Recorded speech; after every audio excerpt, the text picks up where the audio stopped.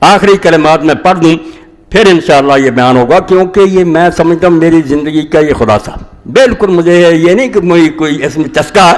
میں دل کی تہ سے جانتا ہوں کہ خلافت کے بغیر اسلام کسی چیز کا نام نہیں۔ وہ ہندوازم ہو سکتا ہے، بدھزم ہو سکتا ہے، عیسائیت ہو سکتی ہے کہ گرجوں میں بات کرو، ملک میں جو مرضی حکومت کرتا رہے، اسلام نہیں ہو سکتا۔ اسلام کے لازم ہے کہ حکومت اس کے ہاتھ میں ہو، تلوار اس کے قبضہ میں ہو، تلوار جو ہے قرآن کی مدد کرے، قرآن تلوار کو ظلم کرنے سے بچائے۔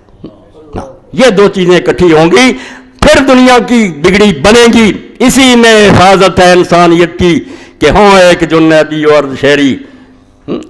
یہ اعجاز ہے ایک صحرا نشین کا، بشیری ہے آئینہ دار نذیری۔ اللہ کے رسول نے ایسا نظام دیا کہ ایک طرف تو امیر المومنین بشارتیں دے رہا کہ جو نیک لوگ ہوں گے ان کے لیے یہ انعامات،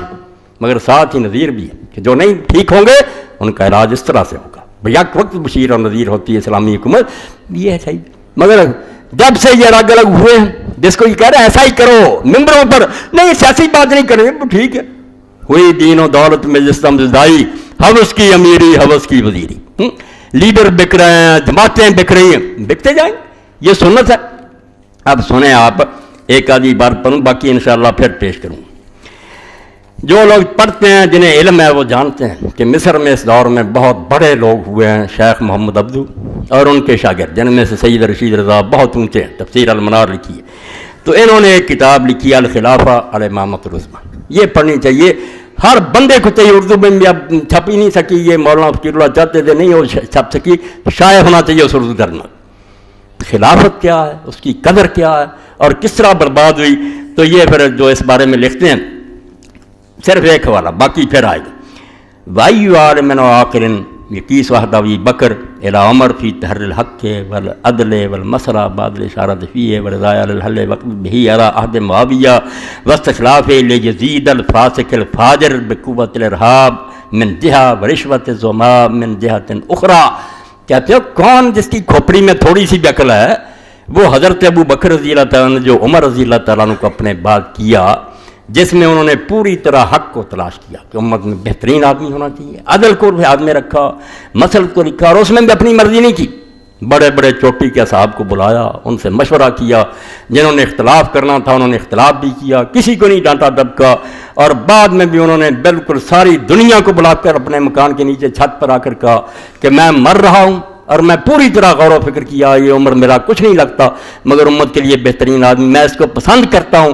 اگر تم چاہتے ہو تو اس کی بیعت کر لینا ورنہ جواب دے دو۔ سارے لوگ چیخے کہ ہم اس کو پسند کرتے ہیں، اور پھر بھی ابن تیمیہ فرماتے ہیں اگر بعد میں امت بیعت نہ کرتی یہ ولی عہدی کا عدم ہوتی، کوئی یہ جو نامینیشن کچھ اثر نہیں تھا۔ تو کہتے ہیں اب عمر رضی اللہ کا چننا جس میں اتنا حق کا لحاظ کیا گیا، جو چوٹی کی امت کے لوگ سے ان سے مشورہ کیا، کون عقل مند آدمی اس کو سمجھ سکتا کہ معاویہ نے اپنے بیٹے فاسق فاجر کے لیے جو عہد لیا بقوت الارحام من جہہ، ایک طرف ڈرا کر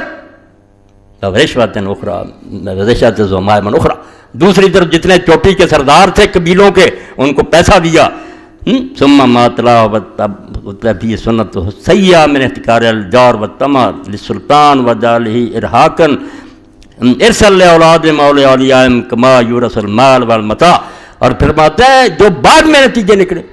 وہاں خرابیاں ہو سکتی تب بھی تھی، سنت سیئہ، اس کی یہ بری سنت جو برا رواج اس نے ڈالا، اس سے جو پھر نتیجہ نکلا کہ جتنے لوگ حکومت پائے انہوں نے اس کو اپنی جاگیر بنا لیا، اپنے بیٹوں کے لیے اور اپنے رشتہ داروں کے لیے اس کو تقسیم کیا جیسے مال اور جائیداد بانٹی جاتی، کبھی نہیں پھر پوچھا نہ علماء سے نہ امت سے، جس کو جی چاہا دے گئے۔ الا ان هذه اعمار عصبیۃ القوۃ القاہرۃ المخالفہ لحج القرآن و سنت الاسلام، یہ صفحہ میں نے 34 سے پڑھا، کہتے ہیں سنو لوگوں یہ جو کچھ ہوا اعمار عصبیۃ القوۃ القاہرہ مخالفہ، یہ قرآن کی ہدایت کے خلاف، رسول اللہ کی سنت کے مخالف، جو ظالمانہ طریقہ نکالا گیا کہ جس کے ہاتھ میں ڈنڈا جو چاہے کرے، یہ سارے اعمال اس کا نتیجہ ہیں، اسلام کے ساتھ ان کا رائی برابر تعلق نہیں۔ باقی انشاءاللہ وآخر دعوانا الحمدللہ رب العالمین وصلی اللہ تعالی علی خیر خلقہ محمد وآلہ واصحابہ اجمعین۔